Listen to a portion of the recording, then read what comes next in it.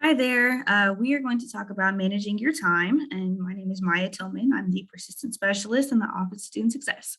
So, welcome to our online workshop about time management. So, the agenda for today, pretty short.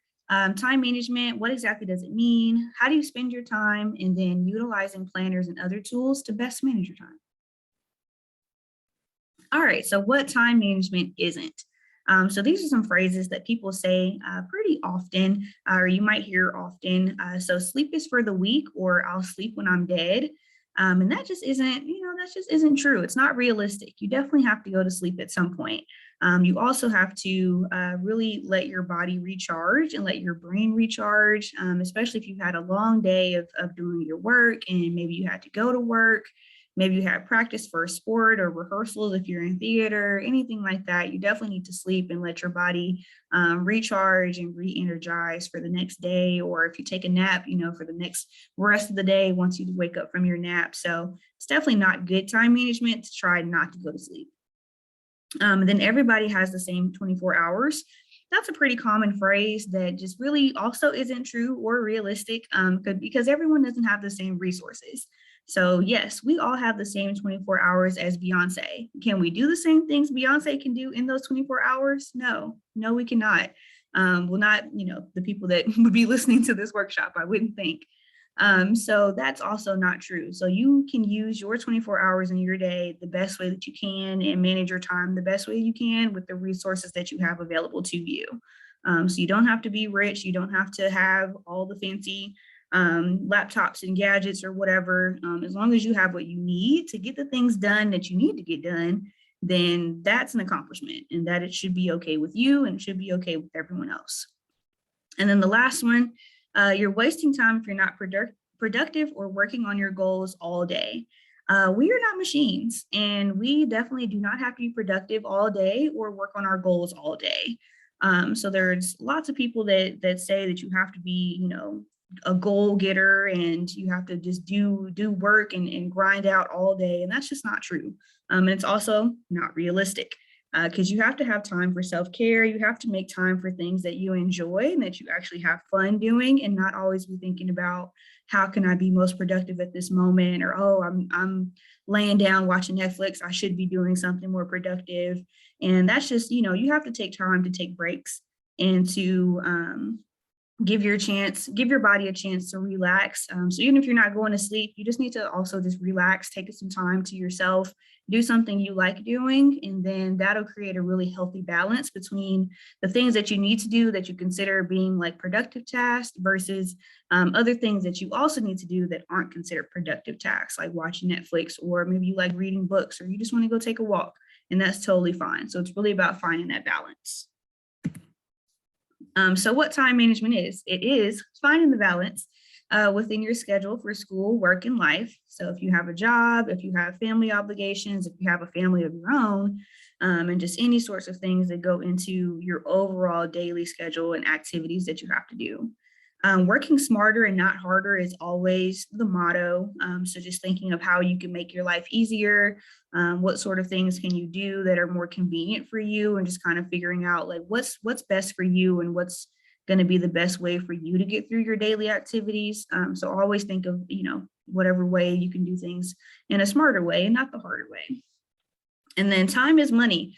So this is one of those phrases that people say pretty often. So when you think of the amount of time that you have in general, just on this earth, if you treat it as valuable as you treat money, obviously, you don't go spending all your money on things that you don't need. So you shouldn't spend a lot of time on things you don't need, which is a little different than the productive versus non-productive conversation. But just thinking of like how you spend your time is important when you are thinking of your long-term goals in your future, especially as a college student. So if you are spending all your time watching Netflix and laying down, that is when it could get into the conversation of it not being productive, when you could also be doing your homework. So it's a difference between, you're purposely not spending your time wisely versus you actually do need to take a break from being always on the go. So that's where time and money can come into play. Time is money can come into play. And then the last thing, time management, this is the actual definition. Time management is the process of organizing and planning how to divide your time between specific activities. So wanted to add that in there just so everyone has the actual textbook definition of the word time or the phrase time management. All right, key concepts. So prioritizing is the number one thing. So you have to organize your tasks by level of importance and level of difficulty. So think of the time and energy that's needed for each task. So if you know you have to write a paper and then maybe you have maybe like a worksheet assignment due on the same day, which of those things can you get done quicker? Which of those things can you go ahead and get done and get it turned in? And you would probably be able to do the worksheet assignment before you could write your paper. So I would recommend getting that done first and getting it out the way, so then you have more time to spend on writing your paper. So that's an example of prioritizing. Goals is the second thing. So incorporate your goals into your schedule and planning. What are you trying to achieve? You can think of your long-term goal of getting your college degree. You can think of more short-term goals like the school year, or even shorter goals like the semester. What am I trying to achieve this semester? If you say you want to get at least a 3.5 GPA, all right, you need to, tighten up and think about the things that you're doing, how you're spending your time, and you need to know, okay, I need to study for this exam and get this assignment done and those sorts of things. So incorporate your goals into your schedule. Third thing is perspective. So looking at that big picture and then working your way down to the little picture. So the big picture would be getting your degree. The little picture would be each year, each semester. Maybe you want to break it all the way down to, I just want to get through this week and figure out what I need to do for this week of things. So those are some of the key concepts with time management. So for an activity, so you can feel free to pause and do this real quick. What are some goals that you have for this semester, this upcoming semester? So go ahead and write those down, whatever they may be, and just keep those in mind as you are going into your time management and figuring out how to manage your time the best. All right, so we're going to talk about how do you spend your time. A time inventory. So think of all the things that you do within a day. You go to class, you go to work, you're watching TV, you're eating at some point, you're hanging out with friends, and any other things you have going on. Divide your day into categories. So the morning, the afternoon, evening time, and nighttime. And then think about, take a real hard look at what you're doing and how much time do you spend on each of those activities. And then do a little short reflection on if you need to add more time for homework and studying. If your goal is to get that 3.5, maybe you need to look at how much time you are spending doing things that aren't related to your homework and to studying. So take a second on the same piece of paper or whatever your computer, whatever you're using, and write down your daily activities and how much time you spend on each of those activities. Here's also an example like blank daily schedule. So this is something you want to use for that time frames activity. So the morning time, depending on when you get up in the morning, let's say that's from about 6 to 12. After 12 is the afternoon time. The evening time is about 5 p.m. to 9 p.m. And then from 9 o'clock until 6 a.m. the next morning, let's say that's the nighttime / very, very early morning, depending on when you get up and what's considered, early and late to you. So just think about these areas of the day and what you're doing within those each areas. So as an example, this is what my average day looks like during the week. The weekends are up in the air. But Monday through Friday, I spend most of my time either at work or at my apartment sleeping. So in the morning, I get up, start my day, shower, get dressed, pick out what clothes I'm wearing, and then get dressed. And then go to work. I'm at work for a very, very long time during the day. And then after I get off work, I like to go to the gym. I have to eat dinner.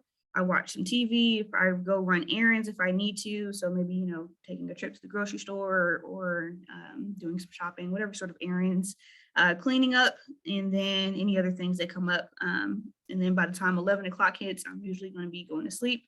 And then I'll be asleep, and I try to get my full 8 hours, which everyone should strive for. I know it's not realistic for everyone depending on your schedule, but I try to strive for that 8 hours of sleep so I feel well rested and energized the next day. And then I get up the next day and I start all over. So that is what a typical day for me looks like during the week. So this is an example of how you can break down your day and see how much time you're spending on different activities. All right, third part of this presentation, the planners and other tools you can use to manage your time. So for an activity, take a second to think about what tools you're using now to stay organized. All right, the first big tool is going to be your syllabus. So your syllabus is a document that's given to you by your professor in all of your classes. This is where all the due dates are for your classes. I would say put all those due dates in a planner or your phone calendar or whatever sort of tool that we're going to go through. And then take note of the office hours that your professor has. So every professor on campus has office hours, and that's just time that they are literally just sitting in their office waiting for students to come talk to them about their class and homework and tests and all those things. And then keep in mind any small tasks that contribute to big projects. So on your syllabus, you can see, what's happening at the end of the semester in December or May and what your final is. And then maybe some of the smaller assignments that you're doing at the beginning or in the middle of the semester are something that's going to be used for your final project at the end of the semester. So just read through your syllabus and take note if you have any projects like that, so you know ahead of time like what sort of things you need to work on for your final. Calendars.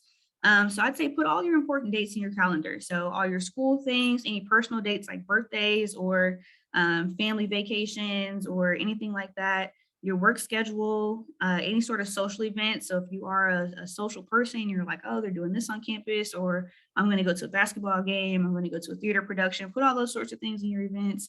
And then any sort of extracurricular activity. So if you play a sport, if you're in theater, maybe you are on like some other sort of organization that you're involved in, you're on a committee for something, just make sure you have all of those sort of important dates in your calendar so you know exactly what's going on. You have a full picture of everything you have going on. Planners. A paper planner is a good way to track tasks and due dates, so you can get different planners that are set up either monthly or weekly. Most calendars or planners do have daily calendars, so you can exactly see what you're doing each day. You can add in to-do lists, maybe write in some of your goals. Maybe you can do weekly goals, you can do monthly goals. If you want to break it down and do a goal for every day, like, hey, on Monday, I'm going to get this done. On Tuesday, I'm gonna get this other thing done. Feel free to break it down however you want, but planners are great ways to put all that information in one place. And they sell planners at the bookstore, they sell planners at TJ Maxx, Home Goods, Marshalls, Office Depot, lots of places. Feel free to just Google where you can find planners. You probably order them on Amazon, whatever you need to do there. All right, different calendar options. So these are online tools that you can use if you're not a paper planner type of person. So Outlook is Microsoft and Outlook are the tools that we use here as a university. So you already have an Outlook calendar that's set up with your Avila ID and username. So you can definitely just go ahead and use that because it's already there. So you can put those different dates in the Outlook calendar, either on the desktop, or you can download the Outlook app to your phone. Then you can just use your regular phone calendar. So most phones, if not all, I'm pretty sure all phones come with a default calendar anyway. So you can use that calendar if you're more comfortable with that. And then Canvas has its own calendar that your professors have gone in and put in all the assignment due dates and exam dates, and all that stuff is already in Canvas too. So I would definitely use the Canvas calendar just to double check and make sure exactly when your assignments and different things are due for your classes. Other tools you can use. So Microsoft To Do is a really, really great desktop and app tool. So it's a daily planner, an online planner, basically. You can set reminders for assignments and other important tasks. You can also break down your task into smaller objectives and goals. So let's say you have a paper that you need to write for your history class. So your overall task is to write your history paper. Then you can put in smaller objectives like, number one, I need to do research on the certain topic that I'm writing in my paper. Number two, maybe I get together with a study buddy or someone that's in my class to talk about, ideas and things like that for the paper and bounce some ideas off of them or brainstorm some ideas. Number three, go talk to your professor in their office hours to get some help with the paper. Number four, we have a writing center on Avila's campus. You can go to the writing center to get help with writing your actual paper, and they can go over it with you or for you and go through any sort of punctuation, grammar changes like that you need to make. Number five, maybe like review the rubric. and make sure you're hitting all the points that are required for your paper and you get the most amount of points as possible. So that's an example of how you can use Microsoft To Do. You can put in all those objectives and then put in due dates for each thing that you're working on, and then it'll send you a reminder and go from there. Next tool is going to be Navigate. So Navigate is a great way for you to stay on track with different important college tasks, and it's a great appointment scheduling tool. So you can set up appointments with your advisor, with other faculty members on campus, with different campus offices. So like the writing center, for example, to set up a meeting with them to get a, I guess you call it writing consultation, you would do that through Navigate. So that's another great tool where you can set up meetings with people to help you with furthering your success in education here at Avila. All right, and then there's an app for that. There's an app for everything these days. So Canvas does have an app. Definitely go ahead and download the Canvas app. Navigate has an app. We don't have Avila set up on the Navigate app just yet. So you can download it and be proactive now, or you can just hold off on that until we get it together. Outlook has an app. Microsoft Teams is great if you're a professor or anyone on campus uses Teams to communicate with you. Microsoft To Do does have an app and a desktop version. You can use both. And then also Zoom is always just going to be a thing nowadays. So always have the Zoom app there in case you need to be meeting or Zooming with someone on campus. All right, and then as a bonus tool, Trello is really, really great. So if you want to get really organized, there are lists, cards, checklists. You can do color coding. You can add in your due dates and sync them with your calendar. There's a desktop version and an app version. So you can get both of those or just one or the other. But this is if you really want to dive deep into managing that time and having all your assignments and personal life things all in one spot. You can really get your time management together and organized using Trello. And if you need information about using any of the apps and things that I have talked about so far in this presentation, you can go to our YouTube channel and then find short videos on how to use each of these tools if you're wanting a more deep dive into how each of those works, and some screen shares so you can see exactly what they look like. All right. As an activity, just think to yourself for a second, which of these tools sound like something that you would be interested in using, and then go ahead and get it together, download the app, download the different things that you're needing, make that folder like in the example picture so you have all their apps in one place and go from there. All right, and then thanks for listening. That is the end of this workshop. And if you have any questions, feel free to reach out. And then you can also, don't forget to connect with Success. You can also follow us on social media. We have our YouTube channel, and you can find all the other videos and online workshops that we have there. The link tree is a great way to just quickly find information about our office and what services we provide. And then you can send an email to that email address if you have follow-up questions or need help with anything. So thank you for taking your time to watch this online workshop, and good luck this next semester.